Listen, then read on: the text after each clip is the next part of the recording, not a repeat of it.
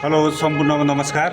आज चाहिँ अलिकति के विषयमा कुरा गर्न चाहे भने जस्तो मोरङ जिल्लाको क्षेत्र नम्बर 3 बाट नेपाली कांग्रेसबाट डाक्टर सुनिल शर्माले त्यहाँबाट जितेर जानुभएको।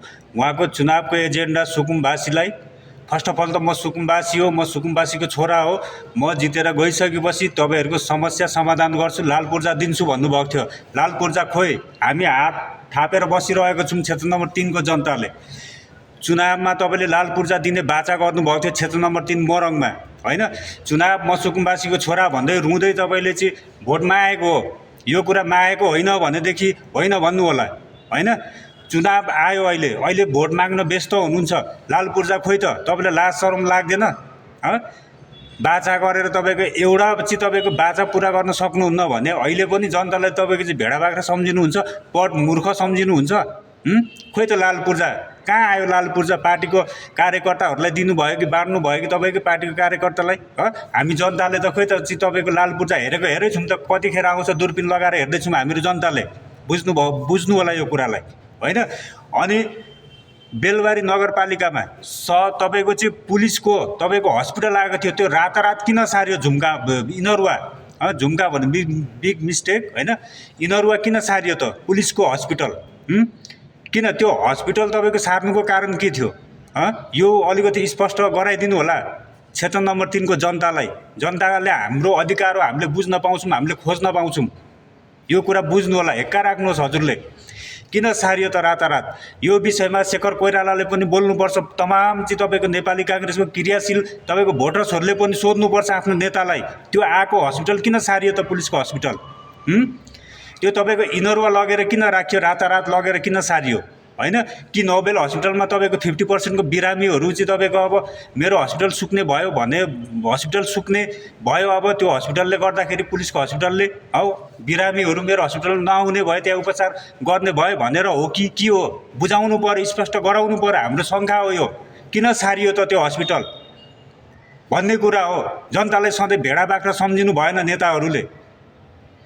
के हामीहरु चाहिँ तपाईको भुटानी शरणार्थी हो, विदेशी नागरिक हो हामीहरु? हामीसँग तपाईको नागरिकता छ, पासपोर्ट छ यो देशको, तपाईको चाहिँ हरेक कुरा तपाईको चाहिँ विद्युत चाहिँ तपाईको तिरेको बिलहरू छ, तपाईको धुरी करहरू तिरेको बिलहरू छ, रसिदहरू छ। हामी अझै पनि तपाईको हाम्रै देशमा तपाईको सुकुम्बासी भएर बस्नुपर्ने, भुटानी शरणार्थी भएर बस्नुपर्ने?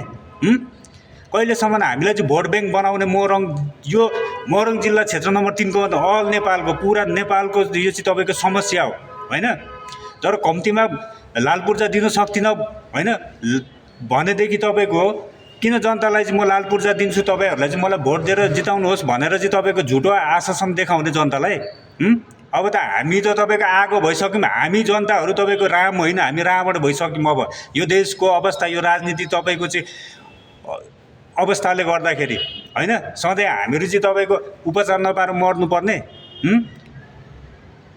भन्दै यो कुरालाई डाक्टर सुनिल शर्मासँग मेरो जाति दुश्मनी होइन, कोहीसँग मेरो चाहिँ तपाईको जाति दुश्मनी होइन, हैन? अहिले सुनिन्छ कांग्रेसहरु पनि तपाईको चाहिँ उठ्ने अरे भनेर। यत्रो वर्ष चाहिँ के तपाईको चाहिँ 35-36 वर्ष कहाँ जाँड खाएर नालीमा चाहिँ तपाईको सुत्नु भएको थियो क्या नेपाली कांग्रेसहरु? नेकपा एमाले, नेकपा चाहिँ तपाईको माओवादी राप्रपाहरु जाँड खाएर सुत्नु भएको थियो तपाईको चाहिँ नालीमा?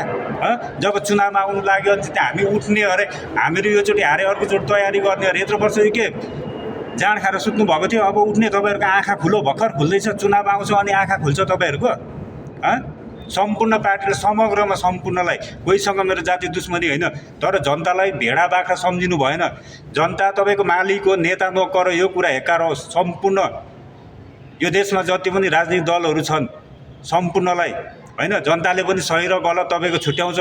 कुन नेताले काम गर्यो भने तपाईको हामी जनताले पनि मूल्याङ्कन गरेको हुन्छ। तर जनतालाई यसरी ढाट्नु भएन भन्ने कुरा हो। भन्दै सम्पूर्णमा, हैन, बोल्दै जाँदा मिस्टेक भयो होला, हाडबिनाको जिब्रो लटपट्यो होला, हैन? कसैलाई मेरो चाहिँ तपाईको डोमिनेट गर्ने, कसैलाई चाहिँ पैतला मुनि नि चाहिँ तपाईको राख्नुपर्ने, कसैलाई माथि चाहिँ तपाईको उचाल्नु पर्ने मेरो मनसाय होइन। त्यस्तो कसैले पनि नबुझिदिनु होला। तर जति कुराहरू बाचा गरेको थियो त्यो बाचा पूरा भएन भन्ने कुराहरू हो।